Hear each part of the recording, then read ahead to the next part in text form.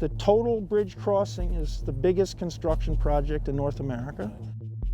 Each of the new bridges is going to be as wide or wider than the existing bridge, and the total bridge crossing is going to be the widest bridge on Earth. A riverkeeper's job, now that the project is underway, is to try and ensure compliance with the restrictions in the permit that protect the river.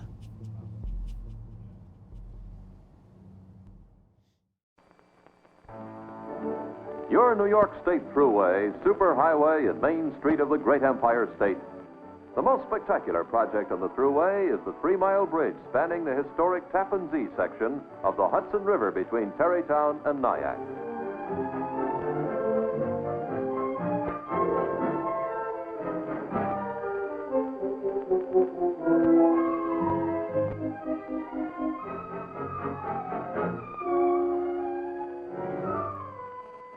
Your Thruway Bridge is now formally opened with another 25 miles of the longest, safest, best engineered superhighway in the world. This is the poster child for aging infrastructure that wasn't built particularly well in the first place. They built it on the cheap, they built it in a bad location. It's a $4 billion project. It's the biggest the river has seen in generations. You would think that one of the alternatives that you would investigate would be a tunnel. The river wouldn't know if there was a tunnel. It would be a bored tunnel, it would be under the sediment. The river would not know that there was traffic underneath. The river would love it. It was not presented because nobody ever goes and looks at a vacant skyline and says, what a beautiful structure. They proposed this project originally over a decade ago, and they were going to analyze the whole traffic corridor to figure out how they could reduce traffic and increase mass transit ridership. That's gone. That's waiting for another time. Now they're putting up this bridge. It's going to have 2 different spans, one for each direction. It's a real change from what we have now.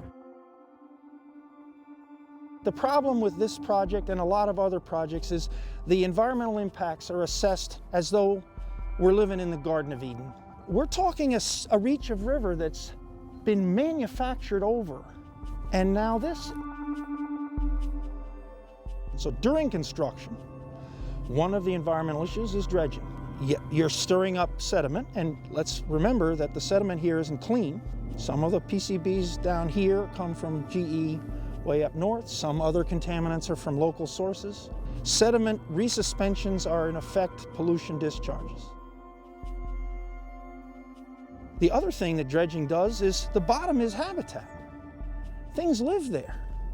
So when you take 1 million cubic yards of bottom, you're taking a lot of habitat. Ultimately, the state said, this is what we're going to build, and this is the environmental impact statement that says we can build it safely. And we said there's still too much pile driving, there's still too much dredging, and if you don't comply with the terms of the permit, who's going to be watching it? You know, I used to work for the New York State Department of Environmental Conservation, and when I worked there were 4,200 people there.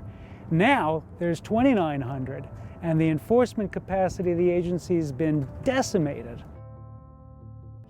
Now our role is to ensure that permit conditions are complied with. I started watching them the day they started dredging in 2013 in August, and by 2 weeks in, I had video evidence right here of them violating the permit. And they violated the terms of the permit by letting the dredge material drop back into the river. Then we found they weren't properly monitoring for sturgeon. Then we found there was a facility that was being built without permits. We issued 2 notices of intent to sue. Both times they fixed the problem before we had to sue.